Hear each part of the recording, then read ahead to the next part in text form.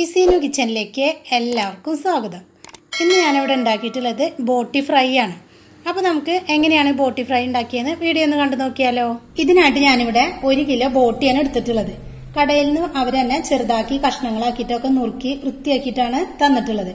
അതിനുശേഷം ഞാൻ മഞ്ഞൾപ്പൊടിയും ഉപ്പും സൊർക്കിയൊക്കെ ഒഴിച്ചിട്ട് കുറേ പ്രാവശ്യം നന്നായിട്ട് കഴുകി എന്നിട്ട് തിളച്ച വെള്ളം ഒഴിച്ചിട്ട് കുറച്ച് സമയം ഒന്ന് അടച്ചു വെച്ച് അതിനുശേഷം എടുത്തിട്ടുള്ള ബോട്ടിയാണിത്. ഇത് എത്രമാത്രം നമ്മൾ വൃത്തിയാക്കണം വെച്ചാൽ അത്രയ്ക്ക് നല്ല ടേസ്റ്റ് ഉണ്ടാവും. അതിന്റെ സ്മെല്ലൊക്കെ ഒന്ന് മാറി കിട്ടും ചെയ്യും. ഇനി ഇത് നമുക്ക് കുക്കറിലേക്ക് ഇട്ടിട്ട് ഒന്ന് വേവിച്ചെടുക്കണം. ഇതിനായിട്ട് ഞാൻ ഒരു കുക്കറിലേക്ക് ഇട്ട് കൊടുത്തിട്ടുണ്ട്. ഇതിനൊരു മഞ്ഞ കളർ ഉള്ളത് നമ്മൾ ആദ്യം തന്നെ മഞ്ഞളും ഉപ്പും സോർക്കിയൊക്കെ ഒഴിച്ചിട്ട് കഴുകിയിട്ട് ചെയ്തെടുത്തിട്ടുള്ള കാരണമാണ് മഞ്ഞ കളർ, അല്ലെങ്കിൽ വെള്ള കളറായിട്ടാണ് ഇതിരിക്കുക.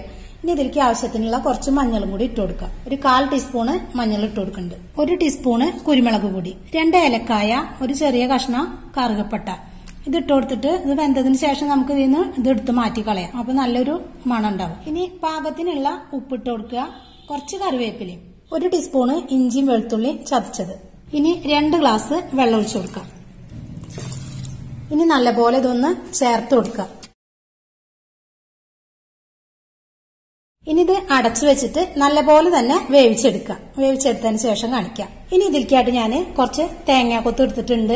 അതുപോലെ വറ്റൽമുളക് ചെറുതാക്കി പൊടിച്ചെടുത്തിട്ടുണ്ട്. കുറച്ച് മല്ലിയില, കറിവേപ്പില, ഇഞ്ചി വെളുത്തുള്ളി ചതച്ചത്, പച്ചമുളക്, 2 ചെറിയ സവോള. ഇപ്പതാ നല്ലപോലെ തന്നെ വെന്ത് കിട്ടിയിട്ടുണ്ട്. ഇനി ഇതിന്ന് ഏലക്കായും കറുകപ്പട്ടയൊക്കെ ഒന്ന് എടുത്തു മാറ്റാം. ഇനി ഞാനിവിടെ ഒരു കടായി വെച്ചു കൊടുത്തിട്ടുണ്ട്. അതിലേക്ക് ആവശ്യത്തിനുള്ള വെളിച്ചെണ്ണ ഒഴിച്ചു കൊടുക്കുക.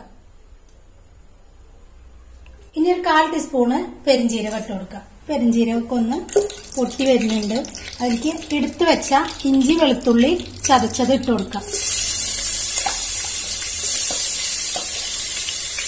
ഇത് നന്നായിട്ടൊന്ന് ഇളക്കി കൊടുക്കാം. ഇനി സബോള ഇട്ട് കൊടുക്കാം. അതിനോടൊപ്പം തന്നെ പച്ചമുളകും ഇത് നന്നായിട്ട് തന്നെ ഒന്ന് വഴറ്റി കൊടുക്കാം. ഇനി കറിവേപ്പില ഇട്ട് കൊടുക്കാം. കുറച്ച് ഉപ്പ് കൂടിയിട്ട് ഇട്ട് കൊടുക്കാം. നേരത്തെ അതിൽ ഉപ്പ് ഇട്ടിട്ടുള്ളതാണ്. ഇതിലേക്ക് പാകത്തിനുള്ള കുറച്ച് ഉപ്പ് ഇട്ട് കൊടുക്കാം. ഇതൊന്നും കൂടി ഒന്ന് വാടി കിട്ടട്ടെ. അപ്പൊ സവോളയൊക്കെ ഒന്ന് വാടി വന്നിട്ടുണ്ട്. ഈ സമയത്ത് തേങ്ങാക്കൊത്ത് ഇട്ട് കൊടുക്കാം. തേങ്ങാക്കൊത്തൊക്കെ ഇട്ടിട്ട് വെക്കുമ്പോൾ നല്ലൊരു ടേസ്റ്റ് ആവുക. അപ്പോൾ തേങ്ങാക്കൊത്ത് ഒന്ന് നല്ലപോലെ ഒന്ന് ഇളക്കി കൊടുക്കാം.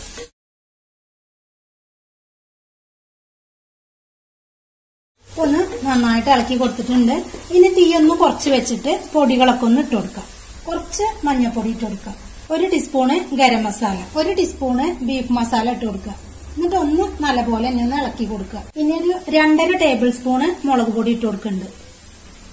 അതും നല്ലപോലെ ഒന്ന് ഇളക്കി കൊടുക്കുക. ഇനി എടുത്തു വെച്ച ബോട്ടി ഇതിലേക്ക് ഇട്ട് കൊടുക്കുക.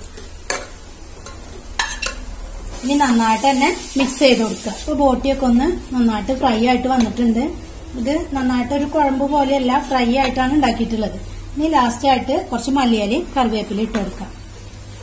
ഇനി നമുക്ക് സ്റ്റവ് ഓഫ് ആക്കാം. ഇപ്പൊ ദാ ബോട്ടി ഫ്രൈ ഒക്കെ റെഡി ആയിട്ടുണ്ട്.